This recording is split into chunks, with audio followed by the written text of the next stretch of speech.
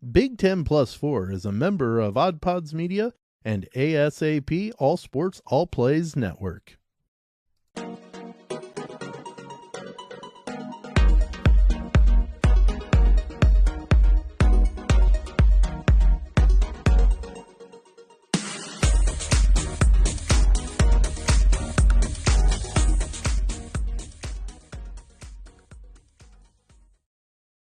Good evening, everybody. Thank you for joining us on Big Ten Plus 4. We bring you college sports with a Midwest perspective. We are blue collar and blue blood. My name is Sam Sprunger, and if you're watching on the video medium, you can see I'm by myself.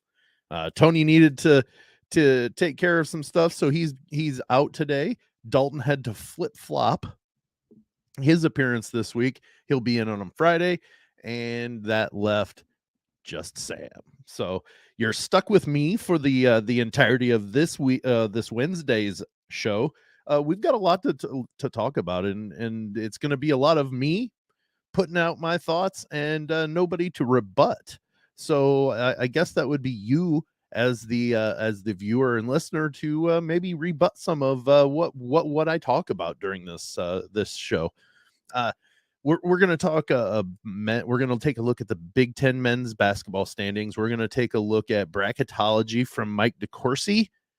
His latest is out, and we're going to take a look at the Big Ten involvement in the field of 68, and then also the first four out, first four in, or last four, next four out, all that alphabet soupy type thing, just to where they're on the bubble. I guess from when I was growing up, that is more of a term that is kind of, it's expanded. It used to be on the bubble, and now the bubble has expanded to the first four that are, or the last four that are in the tournament, the next, or the first four that are out of the tournament. And oh, hey, if things go right, those next four out could potentially make it into the field of 68. So the bubble has expanded into levels. So when I was younger, it was just the bubble. Times change, I guess. But we're going to talk bracketology, like I said. Then we're going to, on the other side of the half, and things, we're going to look at the women's standings as well. It may be bracketology and the women's standings on the other side of the half. But a big week, coming from a big weekend in the Big Ten when on both sides of the basketball. But we're going to talk starting out for the men's side. What a big weekend. It was such a big weekend for those men's games. Excuse me. Starting on Saturday, Michigan State and Rutgers got a big win against the Spartans. It was in Piscataway, so it's not a very big surprise that the Knights are effective and very strong at home. Paul Mulcahy had 17 for the Knights in that win. The other one, other than the big one that I'm really going to address further, is the Illinois-Iowa game. That was a big win for Iowa to go and beat Illinois. Illinois was sitting near the top of the Big Ten, and Iowa was still trying to get back to those preseason expectations. And they came through. They came through and won. Tony Perkins, big 32 for the Hawkeyes in the win. 81-79 over the Illini. Brought Iowa back up a little bit closer. There's still a big logjam. It's been this way for 3 weeks. This is the third week that we enter the back half of the week looking at close to, if not double-digit amounts of teams within 2 games of one another. And think about that. You're sitting in at the bottom of that big amount of teams. You go on a 2-game win streak, and you could be in third place in the conference overall. Like it's you could go from 9th or 10th to 3rd in the matter of basically you winning a game and enough people ahead of you losing.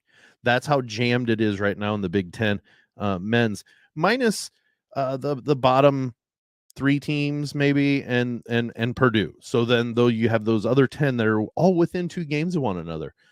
Purdue sits atop of the Big Ten, and we'll get further into it with a 3-game lead. So it's going to take a couple of things for them to get caught. So that big log jam is right there, 2 through 11 or 12, 2 through 12, I guess. Or 2 through 11 is 2 through 11. My math was better the first time. So the big game on Saturday, obviously, I am the resident Purdue fan. If you're just joining us for the first time, I always say, first off, shame on you.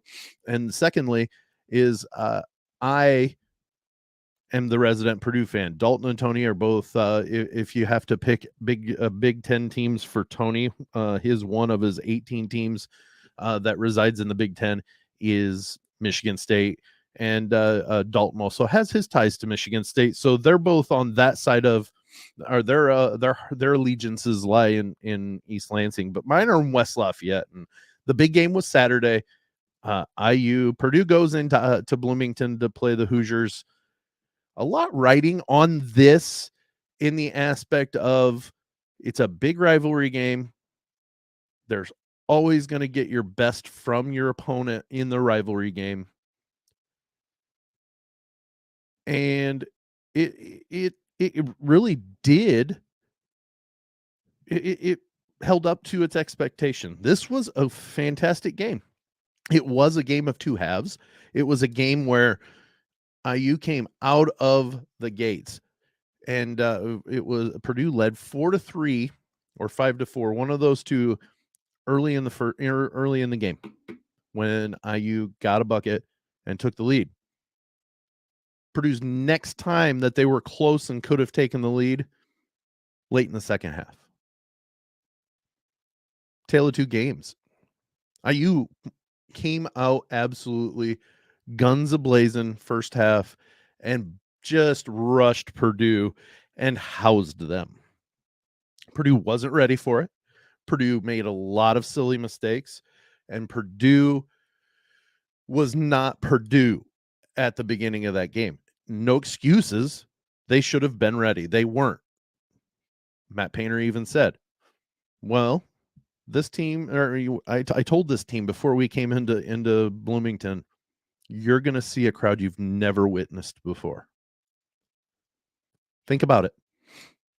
Purdue and IU have been playing for over 100 years. It's the first time that the Boilermakers have been in Bloomington as the number 1 team. That they're in and of itself is an environment that nobody will have seen before. Years back when IU beat Kentucky on a last-second shot, I believe it was Christian Wofford beat Kentucky on a last-second shot in Assembly Hall. It's the craziest response I've ever seen from an Indiana University basketball crowd. They stormed the court. Kentucky was number 1. That was a crazy environment. How about now you make the number 1 team your arch rival that you want to beat by 30, even when they're horrible? That's an environment that they went into that no Purdue team had ever experienced before. There was going to be some hiccup. Did you anticipate being down by 16 at one point? Probably not. I'm assuming not. But how well does that team that gets just rushed, how do they rebound? Second half rolled around. It was a game of different games. Everything was going IU's way in the first half. It started going the other way. Don't give me the refs changed it. No. I don't accept that. I don't accept that. Well, in the first half, they let them they were tighter on Zach Edey. That's why he got in foul trouble. No. And let's think about that. Zach Edey did a majority of his damage offensively when he was in foul trouble. I believe when he got his second foul, he had 7 points. He proceeded from that point to score 31 more. Or I'm sorry, I apologize. He didn't score 38. I apologize. 25 more. He scored 25 more points after he got in foul trouble. So that doesn't tell me that the refs gave it to him. No. I believe he was 14 of 19. I'm going to pull up his stats, but Zach Edey dominated that second half. Honestly, he dominated the whole game. If you want to put the whole thing in perspective, if you look at his stats from start to finish, don't get me wrong, he didn't play well. At some points. Apologize, I had a little bit of something happen. He didn't play well at certain points. He turned the ball over more. He made some mistakes. He owned up to that. I want to address that later too. But that is Zach Edey and Trayce Jackson-Davis played a great game. Absolutely a great game. He didn't play better than Zach Edey. And I don't take offense. Offense is such the wrong word, but for lack of a better word that's not coming to my mind. I take offense to Kevin Willard's statement because if you just look at the common games that IU and Purdue have, that Zach Edey and Trayce Jackson-Davis have, they're Big Ten games, and then you magnify the head-to-head. Zach Edey is above and beyond on both. Points and rebounds. Zach Edey leads the Big Ten in both of those categories. Both. Excuse me.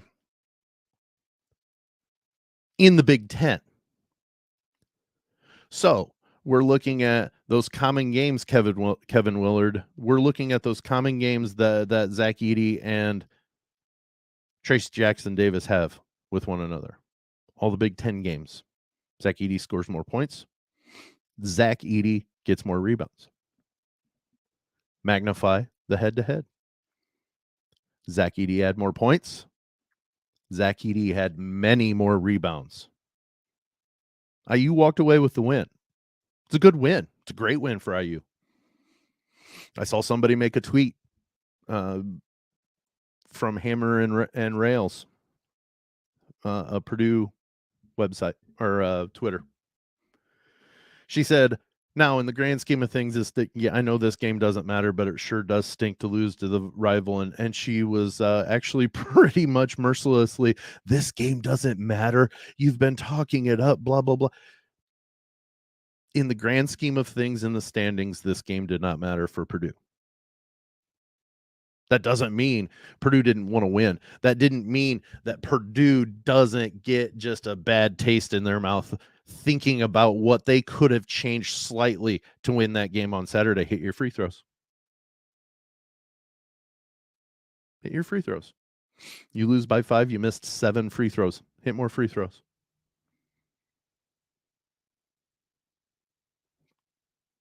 When that makes them sick. Because why not? You want to beat your rival. You want to beat IU every single time. And what better way than to go into Bloomington and steal one when they were up by 16 plus points in the first half? Sure, you want to beat them. But in the grand scheme of things, Purdue still has a 3-game lead in the Big Ten.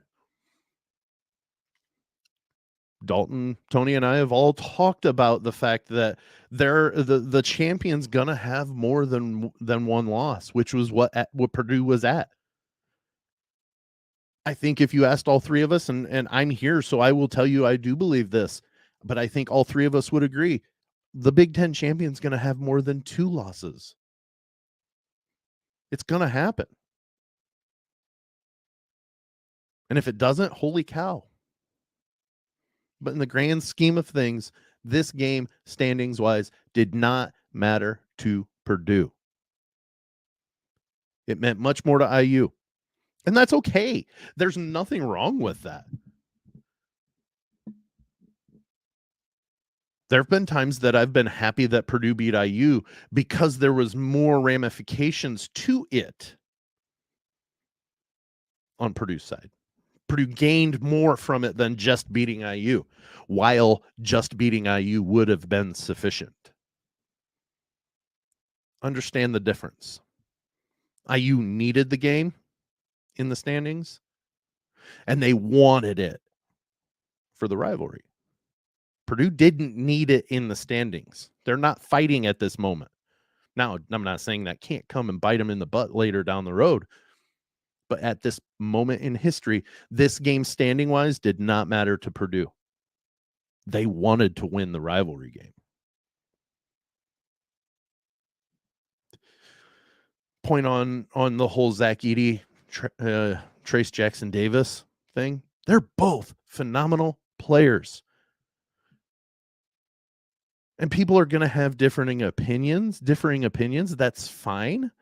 But goodness gracious, just say that you think Trayce Jackson-Davis is the most dominant player that you've coached against this year. And he's coached against Zach Edey this year. But to call him out by name, yeah, that was the wrong move. You've awoke a giant. And the thing is 6 times he's been the Big Ten Player of the Year, Kevin Willard. 6 times. Big Ten Player of the Week. I don't know. So let's move on to let's move on to the second quarter. Okay, we're moving on.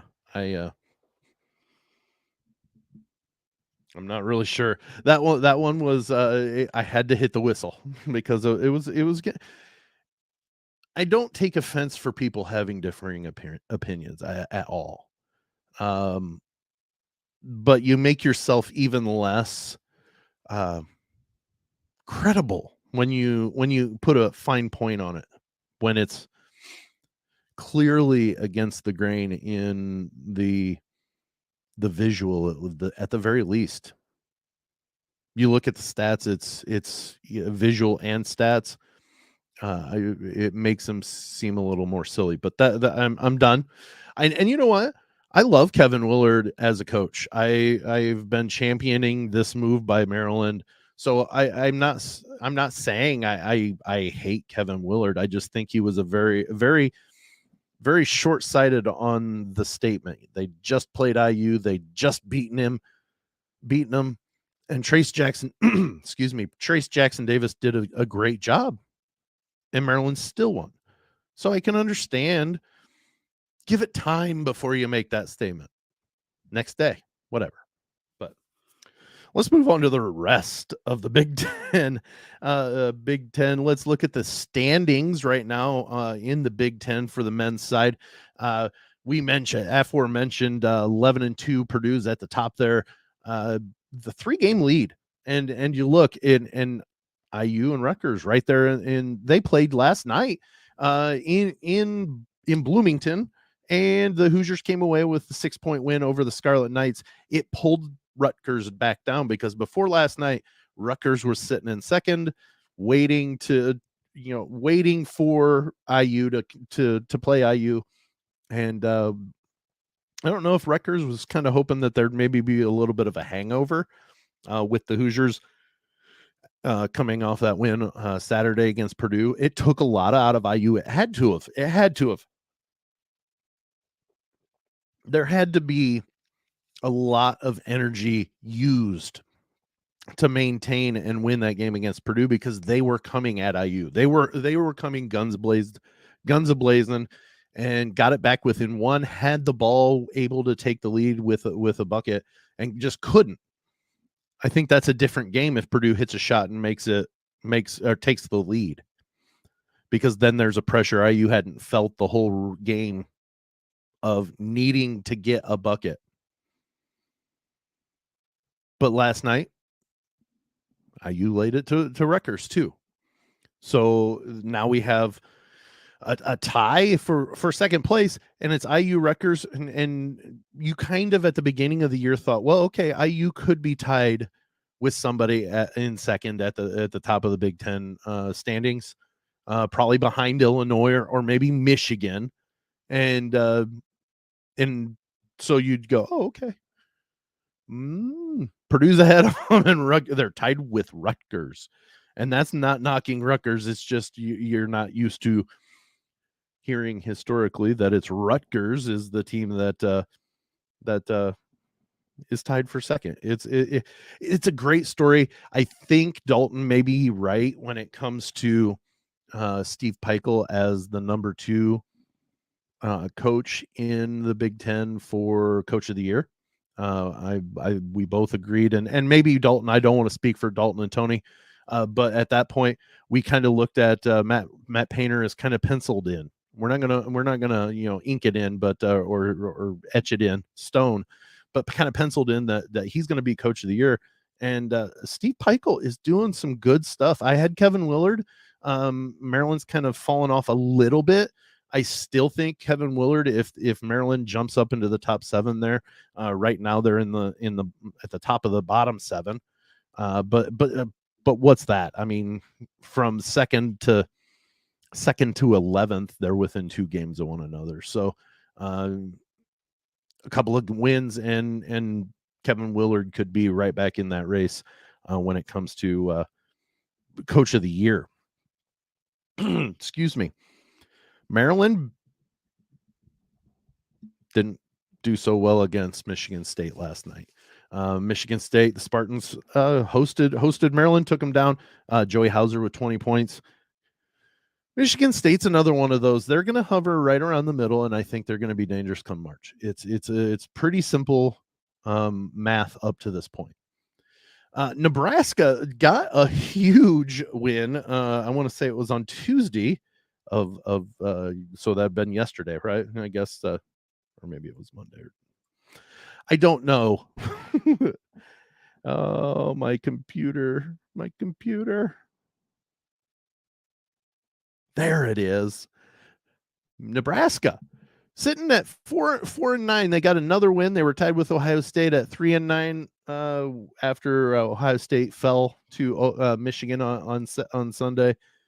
Nebraska goes in, actually hosts Penn State and beats them 72-63 to take a step above Ohio State in the standings.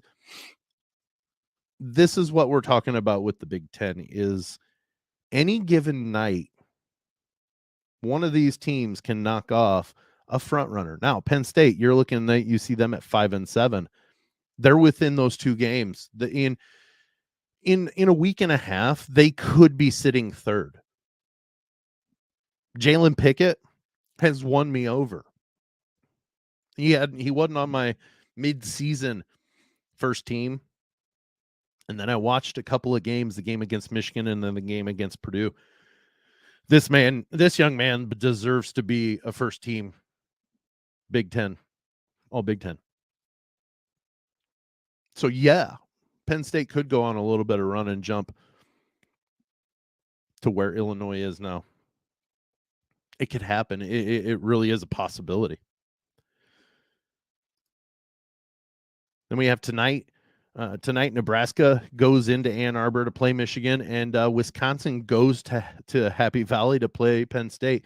This could be one of those that, and if you want to go to the game in Ann Arbor, Nebraska, Michigan, $2 a piece if you want to go, tickets on the aftermarket. So not a bad price if you're in the Ann Arbor area. If you're in the Happy Valley area, $7, not bad. Could go see those. Go see Wisconsin, Penn State. It's a heck of a football matchup. But yeah, this is the men's bracket. Men's standings.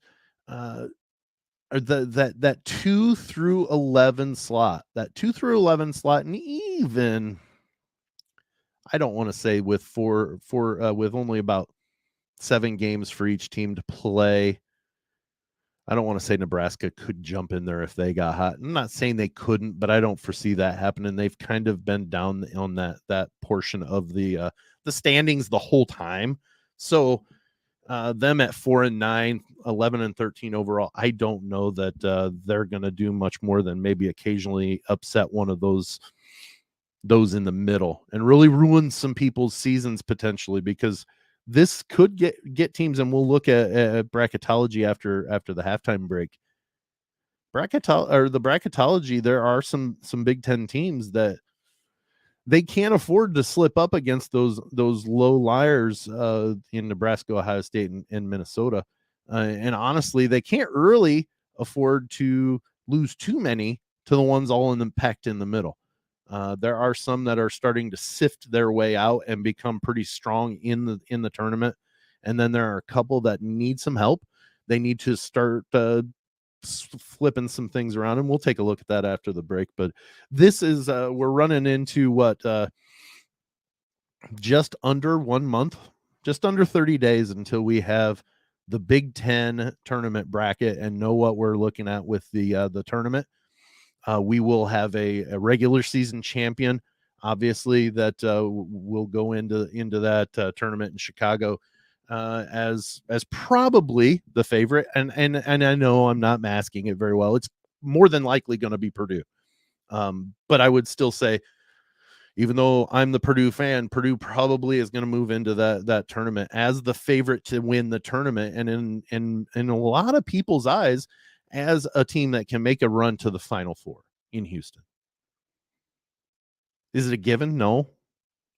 I mean, honestly, and we're going to look at the brackets the way they're set up here. There's something in it that is really exciting to look at. So let's take a break. We have a couple of promos from Odd Pods Media shows, and then we also have a Sticker Mule promo that Tony and I talk about a little bit as well. So let's go to halftime. You are listening to Big 10 Plus 4, hosted on Anchor and StreamYard.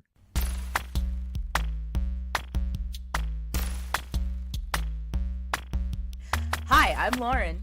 And I'm John. And we host the Beard Owl podcast, the podcast where we talk about two of the greatest things in the world, beer and Weird Al. And a bunch of other stuff. That's right. Do you like nostalgia? Do you like sibling banter? Do you like beer? Do you like Weird Al? Are you human? If you answered yes to any of those questions, give us a listen. Become one of our loyal commenters.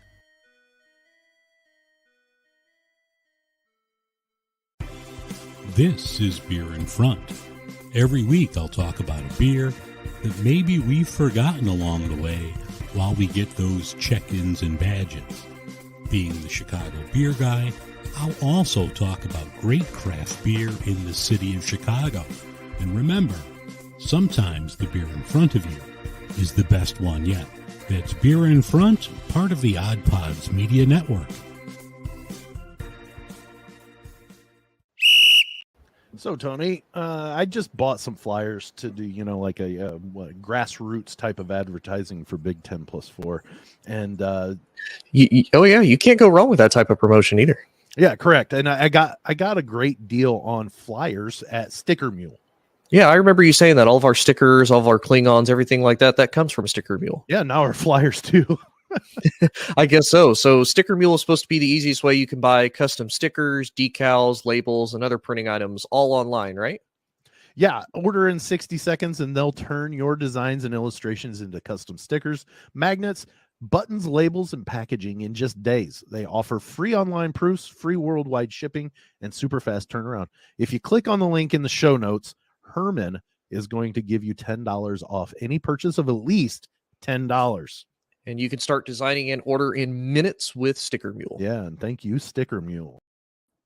All right, so thank you to Sticker Mule. The promo got cut off a little bit there at the end, but we're moving to the third quarter, and we're going to look at Bracketology by Mike Decourcy from Fox Sports College Hoops. He's got the Bracketology that he's been doing probably since the beginning of 2023, I guess, the way too early bracket forecast, but now we're kind of getting within earshot. We can okay, so if you think of it, you're driving at night and we're heading towards the tournament. The tournament is the city, up the road, and we're getting close enough we can see the lights from the city glow in the sky. We're getting close.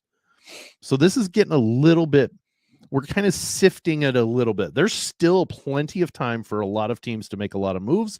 There's still plenty of time for this bracket to look nothing like what we see in mid-March when it comes out.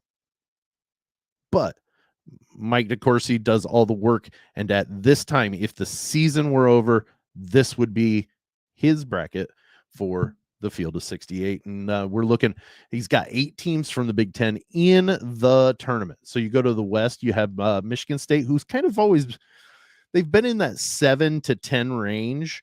I think they've been at each of those spots in the times in which we've been talking or looking at Mike Decourcy's projections. They've kind of been everywhere from the 7 to the 10 and always seem to be in the West. So if that happens, good on Mike for knowing that for really early. Also in the West, he's got Iowa as the 7. They are a little bit trending downwards, but they're still well in the pack with the Big Ten. Able to move up in the Big Ten some to maybe strengthen and maybe up their seating a little bit. But I think right now that is a really, really good spot for Iowa. A 7 seed, kind of just that's Iowa right now. Go to the East. You look at the East that he has Rutgers still sitting at a 5 seed. This has been consistent. Rutgers has been consistently at a 5 seed from basically the start of the Big Ten season until February 8th, 5:32 p.m. Eastern. That means something. I think they're playing well enough that we don't talk about them. And it's not just us here at Big Ten Plus 4. It's in general. We don't talk, or Rutgers doesn't get talked about enough.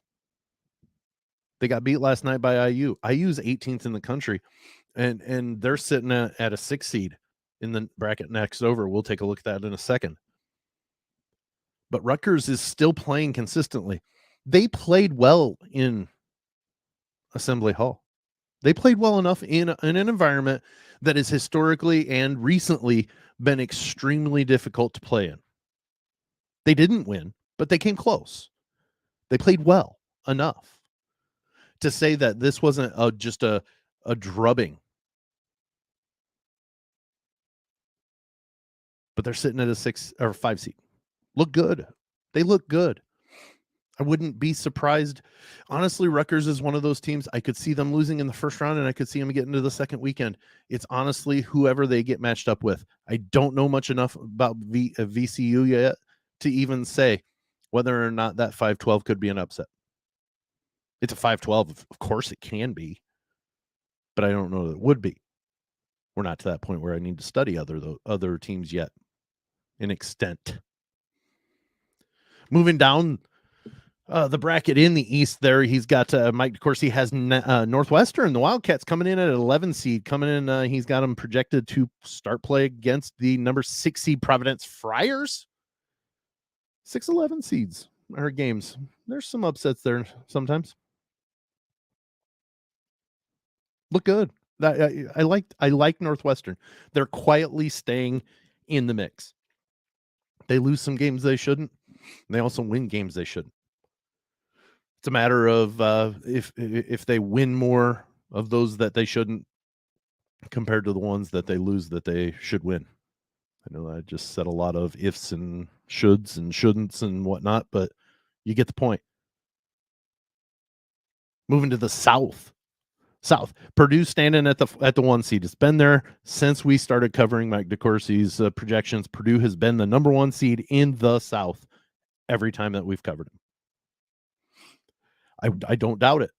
Honestly, at this point, after Purdue lost as the number 1 team, they were a 1-point underdog, mind you. So technically it's not an upset unless you just look at rankings. If you look at the odds and the points, Purdue was supposed to lose that game. IU covered the spread. But after they lose, they stay number one in the polls. You never want to lose. That's a good loss, though. That's a quad one loss. Both of Purdue's losses came against ranked opponents. IU and Rutgers. There's your two losses. I think they're number one in number one overall seed, but still sitting at a 1 seed. This is where it gets interesting. And this is honestly, if the season were to end today, I would have it penciled in. Quick looking through, I would have Purdue and IU in the Final Four, or the Elite Eight against each other for a right to go to the Final Four. That's what I got. If I were to do that, IU sitting at a 6 seed in the South. Look at who Mike Decourcy has them against. And that's a solid matchup. That's not a, if Kentucky were to beat the team in the playing games, he's got Indiana and Kentucky in the first round of the tournament. If that happens, my good Lord, the world may end. That's a huge arch rivalry game in the first round of the NCAA tournament. That would be amazing. I would take time to make sure I watched that game. And I have absolutely no rooting interest in any of that. None. But I can say I would pick, I believe I'd have Purdue and IU in the Elite Eight playing for the right to go to Houston and play in the Final Four. Let's look at the Midwest. Mike Decourcy from Fox Sports has Maryland in as the 8 seed, going up against North Carolina. Ooh, a little bit throwback ACC rivalry game there. A lot of good games between the Terps and Tar Heels in the past while I was growing up. It's always an ACC game, though. Now it's a Big Ten ACC matchup. But that would be North Carolina is playing better. They got beat by Duke this last week, but they're playing better than what they were. Okay. They were the number one team in the country and free fell out of the top 25 in 1 week. Like, you can understand a loss and you figure they're gonna lose, but goodness, you didn't expect the free fall that came out from it. So they're playing better. There's still a lot of question marks. Pete Nance is still still struggling in a little bit to find his groove a little bit there in Chapel Hill, but he's a good player. He gets it figured out. There's going to be a little bit of issue there. So North Carolina could be an issue if that were a matchup that happened or that was happening. I could see that being a tough out for Maryland.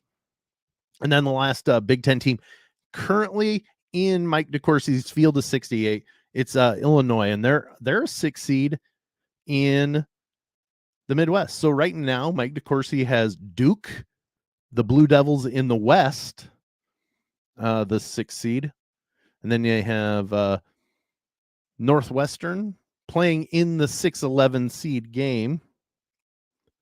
Then you have Indiana and Illinois, both 6 seeds.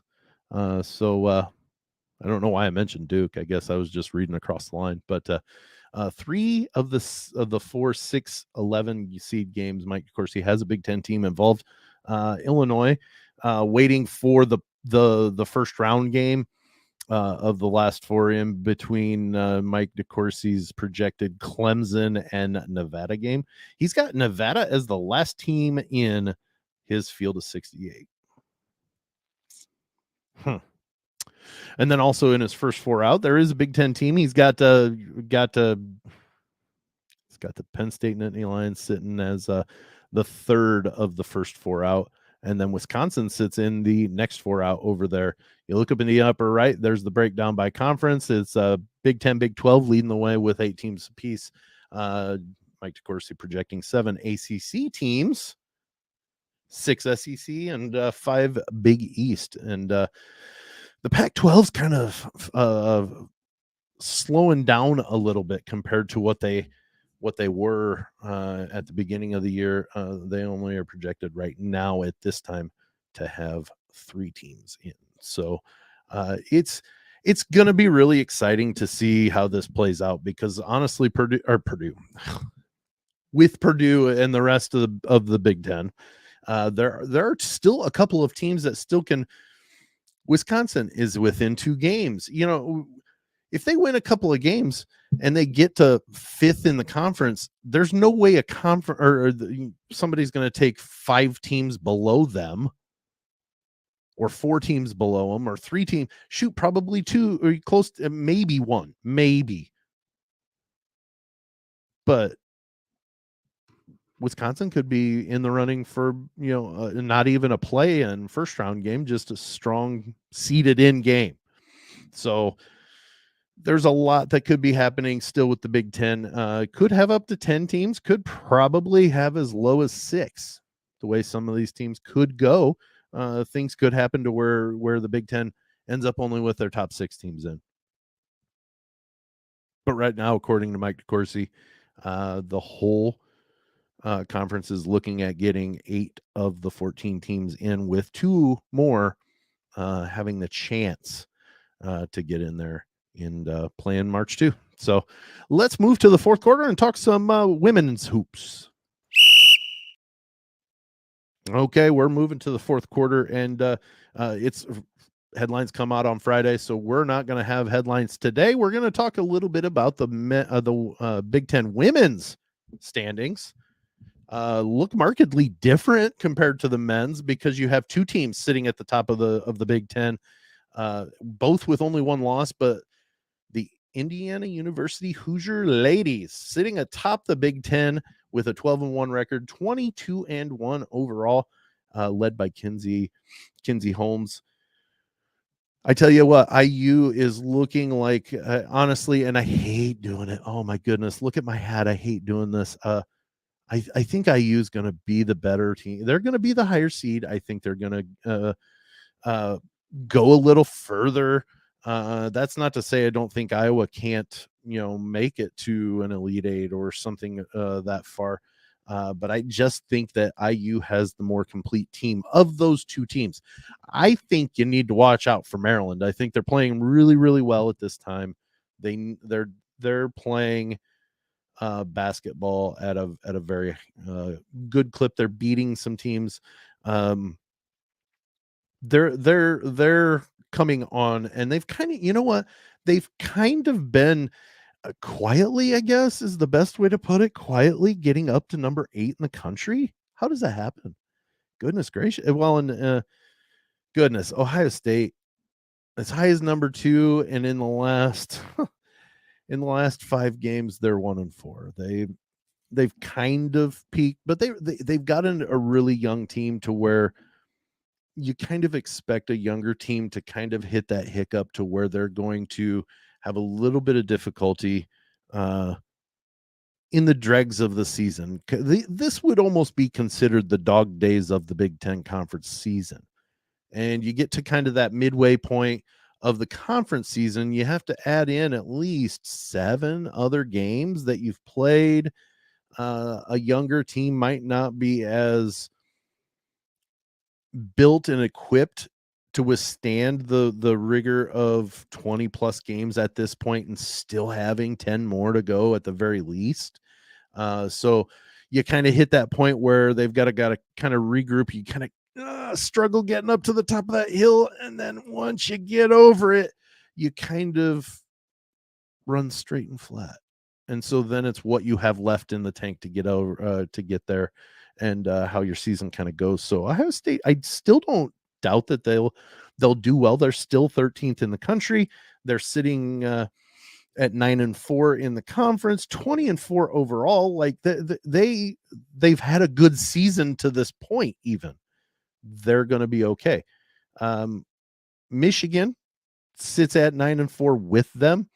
They're 12th in the country. Like this is how crazy the Big Ten women's is. The first 1, 2, 3, 4, 5, first 6. The first 6 are within 4 games, of one another. Now, I'm not silly enough to think that excuse me, that maybe Illinois is going to catch IU, but Illinois has been ranked. They've played really well. They're capable of beating up on a couple of those teams below. Maybe they get Ohio State and they nip Ohio State and Maryland and they jump up to the third spot. You know, it's a possibility that we could be looking at the Lady Illini as the number 3 team in the conference, and right now they're sitting at 6th. It could be.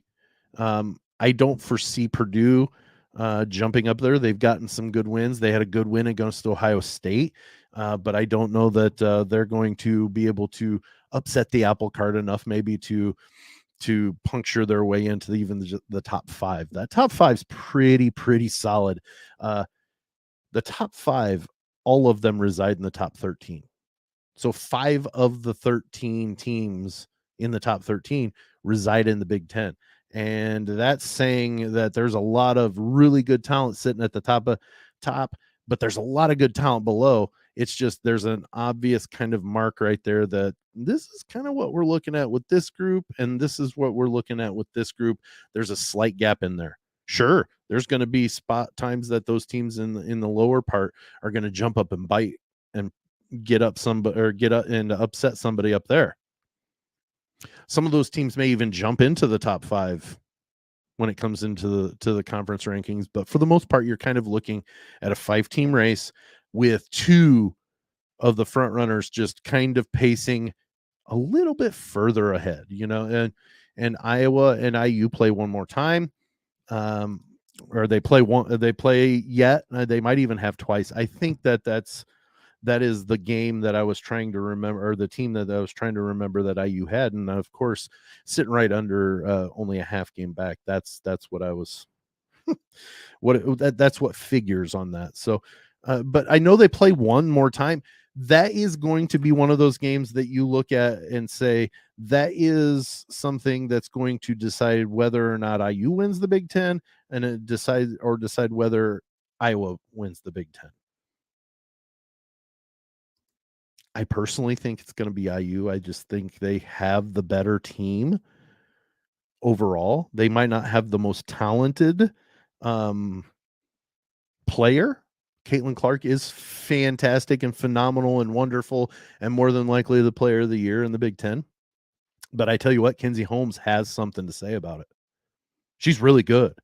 She's dominant. As she goes, the Hoosiers go. That's not to say that she always leads the team in scoring, or there aren't others that can. There absolutely are. But it's going to be a battle. I mean, McKinsey's probably going to get some votes for player of the year. Yes, they play twice.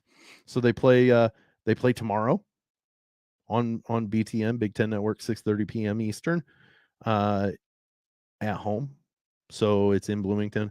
And then to wrap up the season on the 26th of February, they meet in Iowa City. So there are 2 big matchups left. IU also plays Ohio State, Michigan, and one more time they host Purdue. So they don't have an easy schedule. 4 of their remaining 5 games are against top 13 teams. It's going to be a tough one for them.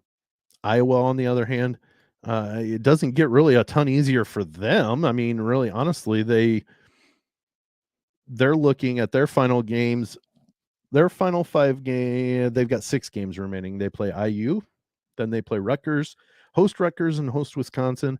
Then they go on the road to play Nebraska. Then at number 8, Maryland. That's going to be a tough one. Hopefully they're not looking ahead to the Hoosiers for the finale. Hopefully they don't overlook the Terps, because they might get bit. The Terps bite.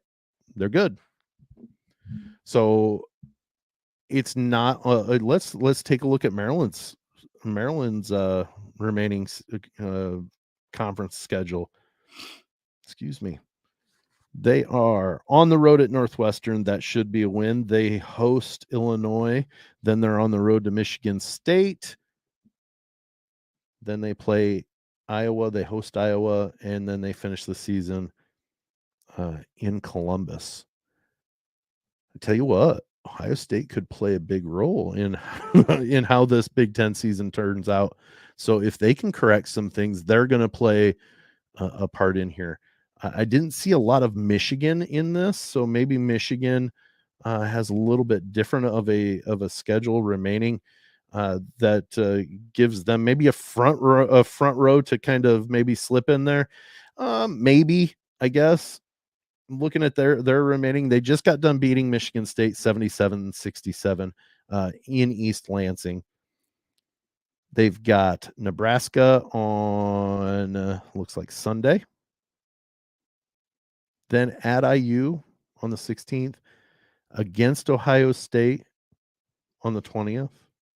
They host them. They host Rutgers, and then they wrap it up in Madison against Wisconsin. Wow. If all those other teams beat up on each other, look for Michigan to potentially be one of those teams that slips up there. They could. I'm not saying they will, but they could beat IU. But it is in Bloomington. But they could beat Ohio State. They could win 4 of their final 5. They could be sitting at 13 for their final 5. So 13-5. They could be 13-5. I honestly think that could be third best in the conference. So there are a lot of avenues that these 5 teams could play out and shake out.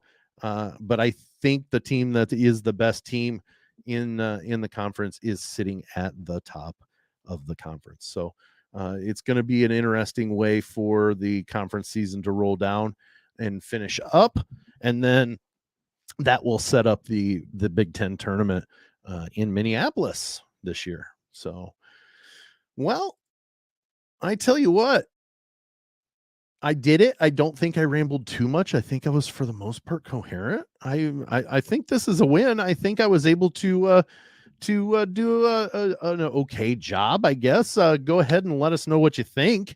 Ways you can do that. You can go on to, excuse me, go on to Twitter, TikTok, Instagram. That's at Big Ten Plus 4. You have to spell out the plus for those 3 platforms. If you follow us on Facebook, or if you need to find us on Facebook, Big Ten Plus 4. Plus doesn't matter. You can put it in as a plus. You can type it in. I think you can even think about it, and it will guess it for you. Audio-wise, we are on oddpodsmedia.com. We are part of the Odd Pods Media Network, and we're the only sports show at Odd Pods Media, but we have all sorts of different shows over there on the network. Beer, Weird Al, another beer, a brisket, just a couple of interview shows, some pop culture. It's all over the place. It's kind of an odd conglomeration of shows because not all of them most of them are unlike one another. So you get the meaning behind Odd Pods. But we are streamed live twice a week on ASAP Network. That's on streaming TV through ASAP. We are on Facebook, Twitter, all through ASAP twice a week. If you miss the live stream, you can watch us on Spotify. We are one of the, I guess it's more of an Anchor thing. We're hosted on Anchor, so therefore we get the ability to post our video podcasts, as Anchor likes to call it. But we get to put our live stream that we put on through ASAP. ASAP has gotten to the point where they want to push us out on Spotify as well, so anybody can take a look and see what we're doing while we do the show. This week was the biggest visual for this week would be the bracketology, or for this week, this show would be the bracketology by Mike Decourcy. A lot of visual there. I tried to walk you through a little bit, at least the matchups with the Big Ten teams. But if you can, go to Spotify, check it out. You can see all that visual that you're going there. Fantastic time. 2 days on Friday morning. Dalton will be back. He will be back, and we have a guest. We have Charlie Wills. He was a member of the 2000 Wisconsin Badgers that went to the Final Four and ultimately lost to Tom Izzo and the national champions, Michigan State Spartans. And then he was also the captain of the team that won the Big Ten in 2002. Charlie Wills from Wisconsin, the Badgers. He's going to join us in the second half of Friday's show and talk about some things, his experiences, and maybe we'll pick his brain about what's going on in the Big Ten this year. So that is it from us here at Big Ten Plus for Tony Hollinsworth out today. Dalton switched his availability from today to Friday, so he'll see you on Friday. I'm Sam Sprunger. Thanks so much for joining us, and we'll see you later.